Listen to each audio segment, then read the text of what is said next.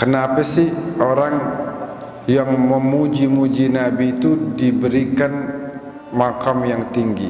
Kenapa memuliakan, mengagungkan Nabi, berselawat kepada Nabi itu ganjarannya luar biasa besar?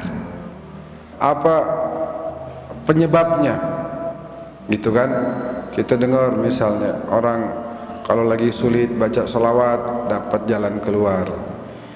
Orang yang memuji-muji Nabi Allah angkat derajatnya. Bahkan sampai di mana Nabi mengatakan aqrabukum minni manzilatan yaumal qiyamah, yang paling dekat sama saya nanti ini di hari kiamat tahu siapa?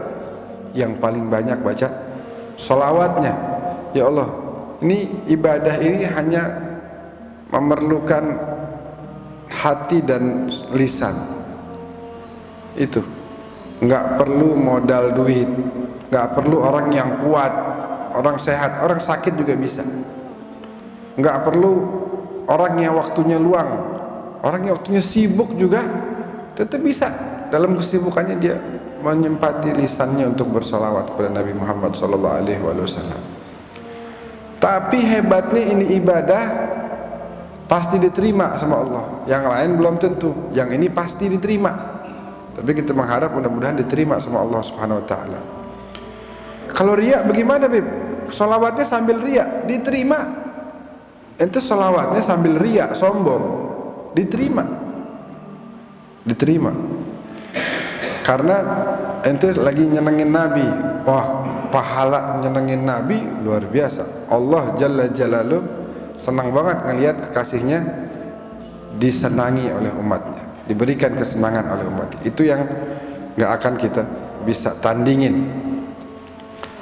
Banyak orang tanya segitunya, orang tibang sholawat doang sorga. Nah, untuk bisa memahami ini, maka kita akan bahas insya Allah dalam waktu yang tidak terlalu lama ya, singkat aja. Nah, Ana sebelum jelasin ini mau cerita singkat, nanti ada kaitannya. Ada seorang raja, rajanya orang baik, masya Allah, orangnya saleh, lagi berburu bersama para menteri dan ajudan.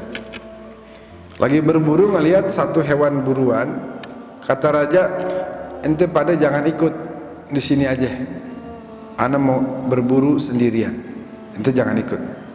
Ya, berangkat ini raja, rupanya ini hewan buruannya ini masuk ke hutan, masuk hutan. Ini raja ikut sampai akhirnya dapat buruannya.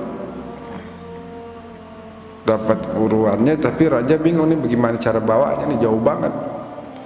Begitu. Akhirnya dia cari-cari jalan karena udah terlampau jauh, nyari-nyari jalan pulang nggak ketemu. Singkat cerita dia ngelihat ada cahaya, wah tuh ada rumah tuh, coba ke situ. Ke situ ada kemah kecil, di situ ada orang tua seorang diri. Assalamualaikum. Waalaikumsalam. Silahkan masuk. Ceritain, saya tadi lagi berburu bersama beberapa orang. Oh iya, masya Allah, masya Allah. Anda pasti lapar, kata orang tuanya. Betul. Tunggu sebentar. Dia keluar, ada kambing dipotong sama orang tua tadi. Si raja merhatiin, antum ada kambing lain? Nggak ada, ini satu-satunya. Antum potong? Iya, karena Nabi suruh untuk memuliakan tamu. Dipotong, dihidangin, makan enak, kenyang luar biasa. Istirahat, malam hari istirahat, pagi-pagi dia segar, udah kenyang. Cari tuh menteri-menteri sama ajudan-ajudannya. Ketemulah sama menteri-menterinya sama ajudan-ajudannya. Raja, kemana aja, kita khawatir antum kenapa-napa. Oh iya begini ceritanya, antum terlalu jauh, nggak bisa jalan pulang, nggak tahu, tersesat. Ketemu sama satu orang tua, tinggal di kemah kecil, dia punya satu ekor kambing. Singkat cerita, dia hidangkan itu kambing buat saya. Saya tanya sama antum semuanya, menteri-menteri saya, kira-kira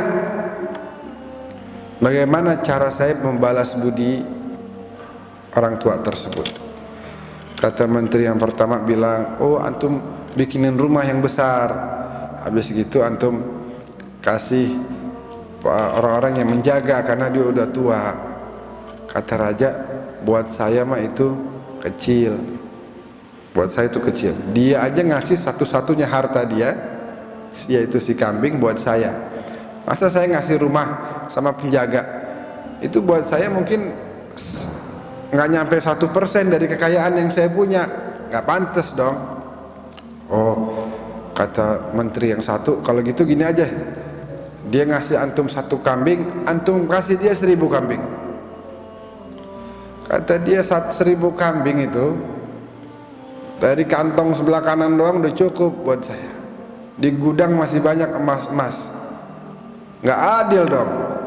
Dia ngasih saya harta satu-satunya yang dia miliki, saya ngasih kepada dia hanya sebagian harta yang saya miliki, bahkan sebagian dikit, sebagian kecil.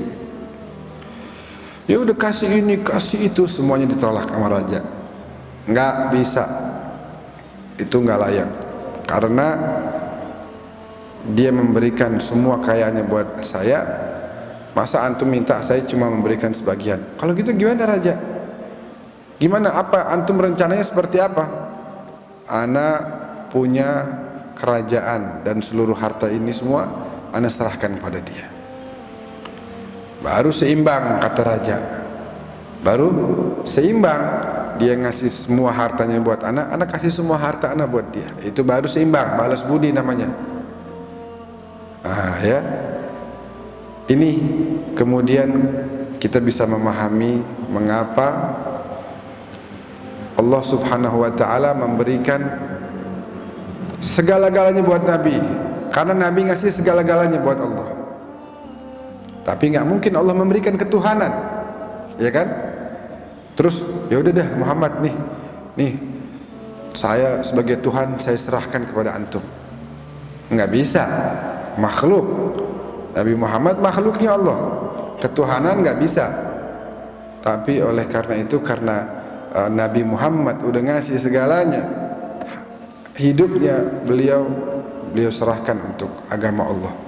Allah, engkau berikan, titipkan ini amanah agama kepadaku, baik, aku akan laksanakan amanah ini dengan sebaik-baiknya, aku akan perjuangkan dengan semua yang aku punya.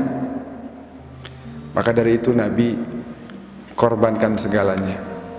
Waktu beliau, ya, harga diri beliau dihinakan oleh orang-orang, Nabi nggak ambil pusing.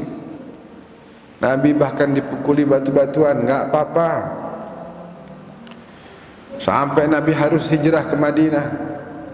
Sebelumnya bahkan Nabi perintahkan ini keluarganya dan para sahabatnya hijrah ke Habasyah di Afrika.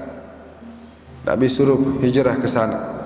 Nabi berat, ditinggal sama keluarga, sama sahabat. Tapi beliau laksanakan ini demi apa? Demi menjalankan amanah, menyampaikan agama Allah. Nggak cukup di situ, Nabi sampai harus hijrah ke Madinah, meninggalkan kota kelahiran beliau. Sampai di Madinah, selesai? Enggak. Peperangan demi peperangan dimulai. Perang Badar pertama. Apa yang dikorbankan oleh Nabi? Banyak. Di antaranya sepupu beliau, Ubaidah ibnul Harith, meninggal perang Badar. Ada lagi perang Uhud. Nabi korbankan siapa? Pamannya yang selama ini menjaga beliau harus meninggal di perang Uhud. Perang demi perang tuh. Ada perang namanya Mu'tah. Kejadiannya di Yordania. Kalau sekarang nih kotanya terletak di negara Yordania. Sepupu Nabi juga, Ja'far At-Tayyar bin Abi Talib, kakaknya Sayyidina Ali, meninggal juga. Bahkan dalam kondisi yang mengenaskan, kedua tangannya dipotong oleh musuh. Padahal Nabi lagi di Madinah saat itu, malaikat datang kasih kabar, ya Rasulullah, tangannya Ja'far yang kanan terpotong. Oh, Nabi sedih. Nabi kabarkan pada para sahabat, tahu nggak kalian, kesian Ja'far, tangan kanannya terpotong sekarang dalam peperangan. Barusan malaikat datang ngasih kabar. Belum selesai cerita, malaikat datang lagi, ya Rasulullah, sekarang tangan kirinya terpotong. Nabi sedih luar biasa. Beberapa saat kemudian, ya Rasulullah, kami turut berduka cita, sepupumu Ja'far At-Tayyar telah meninggal dunia. Oh, Nabi keluarkan air mata. Tapi hebatnya itu ceritanya, katanya Ja'far At-Tayyar kemudian meninggal dunia. Allah persilahkan masuk ke dalam syurga. Ya Ja'far, engkau syahid, engkau berjuang demi agama Allah, silahkan masuk ke surga. Itu Ja'far bentaran di surga, nggak betah bu. Ja'far nggak betah di surga. Ya Allah, izinin saya mau turun ke bumi.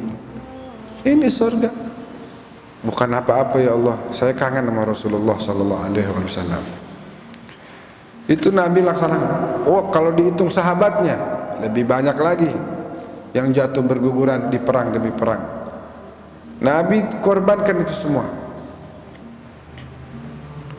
Nabi korbankan segala-galanya, anak, cucu, mantu, sahabat, sepupu, paman, harta, istri-istrinya, semuanya pada hidup dalam keadaan yang sulit demi berjuang di jalan Allah Subhanahu wa taala. Lalu Allah pasti akan berikan segala-galanya kepada Nabi kita, Nabi Muhammad sallallahu alaihi wasallam. Makanya Allah janjiin, siapa orang bersolawat sama kekasih saya nih yang udah berjuang luar biasa, ganjarannya nggak tanggung-tanggung, dosa diampunin, hajat dikabulkan, penyakit diangkat, apalagi mau surga dikasih sama Allah. Faddal, asal kita bersolawat kepada Nabi kita, Nabi besar Muhammad sallallahu alaihi wasallam. Oleh karena itu, jangan kita heran kalau kita kemudian bahkan katanya kalau selawat sekian begini, selawat sekian begini, selawat sekian begini, surga jaminannya. Selawat sama Rasulullah. Kita kata Habib Ali bin Muhammad, selawat itu apa? Salatan yattasilu biha ruhul musalli alaihi bih. Salawat itu akan menyambungkan ruhul musalli, ruhnya yang orang yang berselawat ini kepada orang yang diselawatkan, yaitu Nabi kita, Nabi Muhammad sallallahu alaihi wasallam. Itu kemuliaannya Nabi, nggak ada yang tandingin. Allah punya, dalam sebuah hadis disebutkan 73 Ismullahil A'zam. 73. Nabi Adam dikasih. Kalau nggak salah dalam sejarah ada 16 nama Allah yang diberikan kepada Nabi Adam. Sampai Nabi Adam tahu segala-galanya. Semua nih. Ini namanya meja nih. Dalam bahasa Indonesia, Nabi Adam udah tahu dari dulu. Ini namanya kamera, ini namanya baju, ini namanya kacamata, ini namanya masjid. Dan nama-nama rahasia-rahasia Allah semuanya, bukan hanya itu. Semua makhluk-makhluk Allah ajarkan kepada Nabi Adam. 16. Nabi Syith, anaknya Nabi Adam, diajarkan. Nabi Ibrahim, di antara para nabi itu Nabi Ibrahim yang paling banyak, 25. Makanya keagungannya luar biasa. Nabi Isa yang bisa ngidupin orang mati, yang bisa nyembuhin penyakit baros tuh, penyakit kulit tuh, yang sulit, apa namanya itu? Apa? Kusta. Kusta susah disembuhin, nular lagi ya. Kalau nggak salah menular tuh. Nabi Isa bisa nyembuhin dengan mudah. Berapa banyak di zaman itu yang Nabi Isa sembuhkan? Berapa Ismullahil A'zam yang Allah berikan kepada Nabi Isa? 2. Tapi Nabi kita, Nabi Muhammad sallallahu alaihi wasallam mengatakan, dari 73 Ismullahil A'zam aku diberikan 72. Sisa berapa? Sisa 1. Wa indahu ummul kitab. Sisa 1 itu hanya ada pada Allah, nggak diberikan kepada siapapun. Jadi segala sesuatunya pada akhirnya harus menuju kepada Allah Subhanahu wa taala.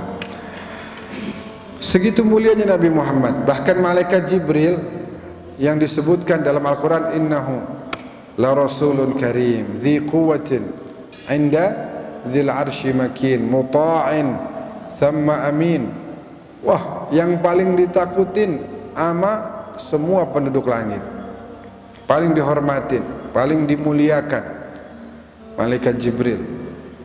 Ketika seseorang bertanya kepada salah satu cucunya Rasulullah, Sayyidina Ja'far bin Muhammad, itu ditanya, itu Rasulullah waktu terima wahyu dengar-dengar sampai gemeteran, sampai turun keringat segede jagung. Itu kapan waktu Jibril turun? Kata beliau, Enggak. Kalau Jibril turun kepada Rasulullah, ini saya bawakan ini bahasa Arab. Inna Jibril idza ata ila Nabi sallallahu alaihi wasallam lam yadkhul alaihi hatta yasta'dhinuh. Jibril kalau datang mau ke rumah Nabi enggak pernah masuk sebelum minta izin. Fa idza dakhala alaihi qa'ada baina yadayhi qa'datal 'abid. Dan kalau udah masuk ke rumah Rasulullah mau nyampein wahyu, duduknya Jibril kayak duduknya seorang budak di hadapan tuannya. Malaikat Jibril di hadapan Nabi, pelayan, budak, babu di hadapan Nabi besar Muhammad sallallahu alaihi wasallam. Kemuliaannya Nabi enggak tertandingi. Wal Ghazal sallam alaihi ya mandana lahul qamar, dan juga kemuliaan-kemuliaan lainnya. Karena Nabi memberikan semuanya untuk Allah, sehingga Allah memberikan segalanya untuk Nabi. Dengan orang membaca salawat kepada Nabi besar Muhammad sallallahu alaihi wasallam, jaminannya segala macam Allah kasih. Tinggal kita nih, seberapa sering kita mau baca salawat kepada beliau. Semuanya Allah kasih. Jadi ini jadi refleksi kita dalam menjalani bulan Maulid ini, supaya semakin sadar bahwa satu hal yang kecil kalau Allah hanya memberikan hajat dikabulkan, rezeki ditambah, kesehatan dijaga, sakit diangkat, itu kecil bagi Allah.